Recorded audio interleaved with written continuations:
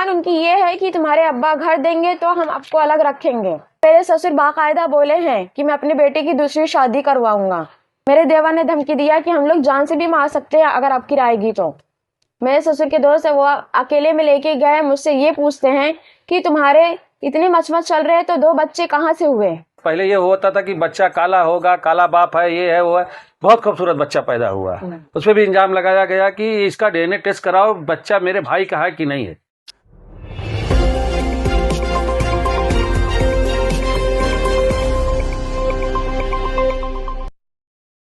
अस्सलाम वालेकुम, जय हिंद दोस्तों। मैं हूं सरवर खान, जनता टाइम्स न्यूज में आपका स्वागत है।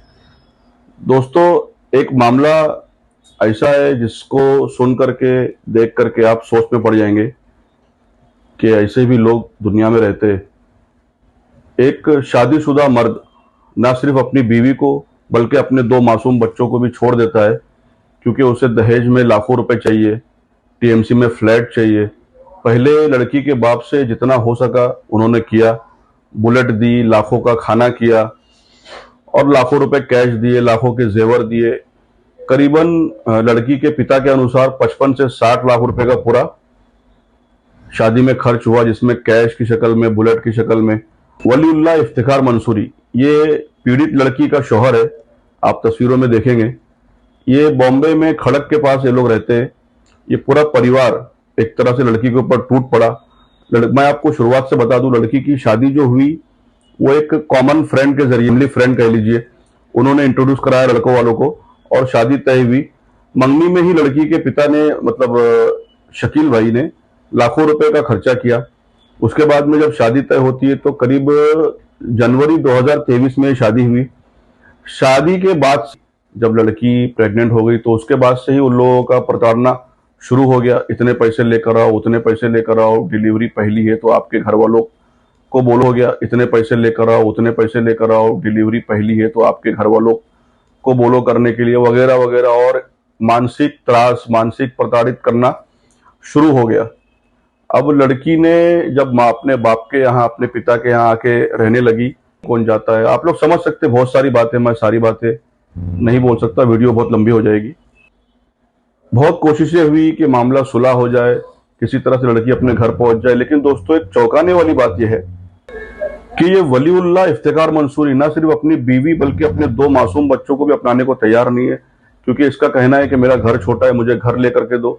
साफ तौर पे वो ऐसा सूत्रों से पता चला है और लड़की के पिता ने भी इशारों में कहा कि मुमरा में जो यूनिवर्स टावर है, जिसमें 1 BHK 50-55 लाख से शुरू होता है, 2 BHK लोगे तो 80-90 लाख तक पहुंच जाता है, वो फ्लैट में उसको बड़ा इंटरेस्ट है और उसी फ्लैट की वजह से ये सारा मामला चल रहा है, ऐसा कहना है। हम इसकी पुष्टि नहीं करते, लेकिन जिस हिसाब से वो लोगों की मांगनी है, जिस हिसाब से लड़की के पिता ने सोना, जेवर और जो जो चीजें उनको दी है, उस हिसाब से लोगों की मांगनी बढ़ती गई और लड़की आज ना यहाँ की रही ना वहाँ की रही, अपने हक के लिए लड़ रही है, अपने पति के पास वापस लौटने के लिए लड़ रही है। लेकिन पति को चाहिए तो सिर्फ पैसा और पति को चाहिए तो सिर्फ धन दौलत, ना उसे बच्चों में इंटरेस्ट है ना बीवी में। उसने उनको उनके हाल पे छोड़ दिया। अगर सोचिए आज लड़की के पिता नहीं होते तो लड़की कहाँ जाती। तो दोस्तों, इन लोगों को पहचानने की जरूरत है, इन लोगों को वायरल करने की जरूरत है। और एक खास बात बता दूं, इसमें अपने आप को मौलाना कहने वाला अरमान काजी जो इसमें दलाली कर रहा है, वो लड़की से अभद्र भाषा में बात करता है, अश्लील भाषा में बात करता है कि आप लोगों में प्यार मोहब्बत नहीं है तो 3 साल शादी टिक कैसे गई, 2.5 साल शादी टिक कैसे गई, वगैरह वगैरह, बहुत सी प्राइवेट बातें उसने की। तो ऐसे तथाकथित मौलानाओं पे कानूनी धाराओं के तहत गंभीर गुनाह दर्ज होना चाहिए और इन लोगों की जगह जेल के पीछे होनी चाहिए। जो लड़की के पिता है वो देखिए, जो बुलेट पर बैठे हैं, वो उनका नाम है इफ्तिखार मंसूरी। ये बुलेट की फोटो देखिए। बुलेट जो दी गई है वो लड़की के पिता शाही ने दी है। तो दोस्तों देखिए कितनी बेशर्मी से इन लोगों ने सारा का सारा पैसा हजम कर लिया। हजम करने के बाद में जब इनका काम निकल गया तो लड़की को छोड़ दिया उसके पिता के हवाले, दोनों मासूम बच्चों को छोड़ दिया। आज लड़की के पास में कोई रास्ता नहीं बचा है। आप खुद समझ सकते हैं। संज्ञान लेकर के तत्काल कड़क कार्रवाई कीजिए और ऐसे लोगों को सलाखों के पीछे डाल करके उस लड़की को, लड़की के पिता को, लड़की के पूरे घर वालों को इंसाफ देने का काम कीजिए। जय हिंद, जय महाराष्ट्र। निकितांजन जी, ये बताइए, मुंब्रा पुलिस स्टेशन में आप अभी थोड़ी देर पहले गए थे अपने ससुराल, अपने हस्बैंड के खिलाफ और अपने पूरे ससुराल के मेंबर्स के खिलाफ गए थे। क्या मामला है, क्या कहना चाह रहे हैं? मामला ये है कि मेरी शादी को 3 साल हो गया। मेरी शादी जनवरी के 3 तारीख को हुई थी। अब मुझे 3 साल से टॉर्चर किया जा रहा है हर एक चीज पे। एक महीने मैं शादी करके गई, मुझे 1 महीना भी नहीं हुआ। मुझे हर एक चीज के लिए तुम्हारी अम्मी ने दहेज ये चीज नहीं दी है, तुम्हारी अम्मी ने जेवर अच्छा नहीं दिया, नंदों को टॉर्चर, कोई आकर धक्का मार के जाता है। मुझे लड़ाई झगड़ा बहुत टॉर्चर किया जा रहा था उस घर में शुरू से। 9 लोगों के खिलाफ आपने एक शिकायत दर्ज की है, जिसमें इफ्तिकार नाम बताया जा रहा है, समीउन्निसा नाम है, वलीउल्लाह नाम है, उसके बाद में हबीबा नाम है, अनम नाम है, मोहम्मद वसीउल्लाह नाम है। इसमें क्या मामला था? ये इकरा भी इसमें एक नाम आपने ऐड किया है। ये सभी लोग आपके रिश्तेदार है, आफिफा नाम बताया है। इसमें एक ही घर में ये लोग रहते थे, आप भी उस घर में रहते थे? हाँ, सब ये घर में रहते थे। तो इन लोगों के नाम आपने क्यों अर्जी में डाला है? मतलब किस चीज की अर्जी किए है? क्या लेन देन था आपका? मतलब यहाँ से आता है कि मैं प्रेग्नेंट हुई शादी के 1 महीने के बाद। इन लोग ने एक एक चीज के लिए मुझे तरसा डाले, कोई चीज ला के नहीं देते थे, बहुत टॉर्चर करते थे। यानी कोई कैद नहीं, बस एक हिसाब है ना, शादी करके नौकरानी बनाते ना इंसान को, उसी तरह मुझे ट्रीट करते थे इन लोग। प्रताड़ित करने में आपके हस्बैंड भी इन लोगों का साथ दे रहे थे? मैं अपने हस्बैंड को सब बताती थी रात में, लेकिन ये बोले, मेरे अब्बा बोले हैं कि मेरे बहनों के खिलाफ नहीं जाने का। उनको बताया, उनके अब्बा ने उनको सख्ती से टॉर्चर किए, बोले कि नहीं बताए, मेरी बेटियों के खिलाफ वो कुछ भी करे, आपको आवाज नहीं उठाना है। ये भी वो साथ में शामिल थे। तो ये जो शादी आपकी हुई है, क्या आपके रिलेटिव में हुई है? कैसी है शादी? नहीं, रिलेटिव में नहीं हुई है। हाँ, मतलब रिश्तेदारी में नहीं? नहीं, रिश्तेदार में शादी नहीं हुई है। हाँ, डिमांड तो किए थे। मेरी मंगनी हुई, मंगनी बहुत धूमधाम से की अम्मी ने, अब्बू ने। ओके। उसमें 4-5 लाख जो खर्चा किए, इन लोग सामने से कैश भी 2 लाख मांगे। 2 लाख कैश, 1 लाख ससुर को दिए, 50,000 मेरे शोहर को दिए, और 50,000 सब बच्चे जितने उनकी तरफ से फैमिली आई थी उन सब में भी बांटे। और जो नहीं आए थे, जो मेरे यानी सास की जेठानी, वो लोग नहीं आए तो उनका भी पैसा इन लोग ने मांगे मेरे अम्मी से, अकेले में बुलाकर। मंगनी होने के बाद इन लोग ने मुझ पे फोर्स डाले बात करने के लिए। मैंने बात करना स्टार्ट की तो इन लोग ने पूछने लगे जेवर कितना बनाया है, क्या है। उसी हिसाब से फिर हम लोग उलट देने का इरादा कुछ नहीं था। अब्बा ने बोले जो हमारे पास रहेगा हम वो देंगे अपने बेटे को। आप जो जेवर की जिक्र कर रही हो, इसके कुछ कागजात हैं, कुछ सबूत? जी हाँ, कागजात है मेरे पास। अर्जी में आपके लिखा हुआ है 40 से 45 लाख रुपए तक आपने शादी में खर्चा किया था। हाँ। एक बुलेट गाड़ी भी आपने दिया था, 17 से 18 तोला आपने सोना भी दिया था। ये सब लेने के बावजूद उनके अभी क्या नया मामला है? क्या डिमांड है अभी उन लोगों की? डिमांड उनकी ये है कि तुम्हारे अब्बा घर देंगे तो हम आपको अलग रखेंगे। डिमांड उनकी यही है। और डिमांड बार बार ये है कि घर नहीं देंगे तो हम तलाक दे देंगे तुमको। ये मेरे ससुर है। ये बुलेट मंगनी जब मेरी हुई, हम लोग को कोई अंदाजा नहीं था कि अब्बू ने बुलेट देंगे।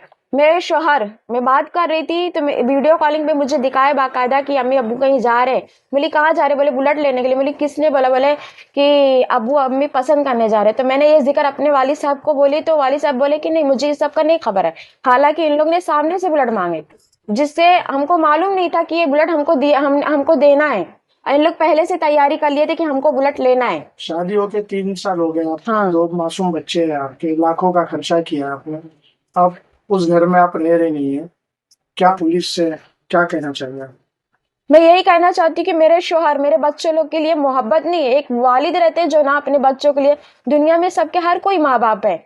सबसे ज्यादा मुझे तकलीफ इस चीज की होती है कि वो बाप हो के अपने बच्चों की मोहब्बत नहीं, खाली उनको ये है कि जो मेरे अब्बा कहेंगे मैं उस पर राजी। अगर मेरे अब्बा बोले तलाक देने के लिए तो मैं तलाक दूंगी। मैं 2 साल से खाली इधर दर बदर भटक रही हूँ। शकील साहब, आप मुंब्रा पुलिस स्टेशन में आज गए थे अपनी बेटी को लेकर, क्या मामला है? दहेज को लेकर उसको ससुराल में किस तरीके से परेशानी हो रही थी? आखिर 2-3 साल के बाद में ये जो मामला चल रहा है, आखिर क्या कारण है? मामला ऐसा है सर जी कि बताऊं मैं कि मामला शादी के 1 साल से जब पहला डिलीवरी हुई है, डिलीवरी के पहले से जब ये हुआ कि प्रेग्नेंट हो गई तो उनके घर वाले ये बोले साहब कि भाई पहला डिलीवरी है वो अपने माँ बाप के यहाँ होता है सब बच्चियों का। तो बच्ची हमारी फ़ोन की तो हम लोग बात करके लेके आए यहाँ पे डिलीवरी हुई। डिलीवरी में 82,000 रुपया लगा। 82,000 रुपया लगा। उनके बाप ने पूछा कि भाई कितना लगा पैसा, हमने बताया भाई 80-82 हज़ार रुपया लगा। उसके बाद 80-82 हज़ार रुपया लगने के बाद हमने बच्ची को वहाँ से निकाल के लेके आए। 1 रुपया उन्होंने ये नहीं कहा कि हमसे ले लीजिए भाई हमारा पोता है। उसके बाद वो ये हुआ कि बच्चा, पहले ये होता था कि बच्चा काला होगा, काला बाप है, ये है वो है, बहुत खूबसूरत बच्चा पैदा हुआ। उस पर भी इल्जाम लगाया गया कि इसका DNA टेस्ट कराओ, बच्चा मेरे भाई का है कि नहीं है, ये लगाया गया। फिर उसमें जब हम लोग उससे चर्चा किए कि भाई आप क्यों बोल रहे हो, तो बोले बच्ची है, मजाक में बोल दी। कोई भी बात, बच्ची 18 साल की 20 साल की होगी, मजाक में बोल सकती है। डिमांड ये थी कि जैसे कि शादी हुई, शादी में हमने कहा कि भाई वो लोगों को जो शादी लगाया था वो बोले कि भाई ठीक है आपकी शादी है तो थोड़ा सा, एक ही बच्ची है तो कायदे से करना। हमने शादी किया, पहले मंगनी हमने किया। मंगनी में हमने मंगनी किया तो मंगनी में बोले हम लोग घर में करेंगे, तो लोग बोले नहीं हाल में करना। तो हमने हाल बुक किया। हाल में हमने किया। उसमें उसने बोले कि हमारे घर के जो लोग हैं वो मिठाई खाली सुलेमान उस्मान के खाते, बाकी दूसरी मिठाई नहीं खाते। शादी कोई रिश्तेदार ने लगाया था या रिश्ते करने वाले? नहीं, मेरे एक दोस्त थे, वो कहीं शादी में गए थे तो वहाँ मिले तो मौलाना साहब बोले कि कोई लड़की बताओ, तो वो आए मेरे को बोले, तो मैं बोला भाई चलो ठीक है देख लेते।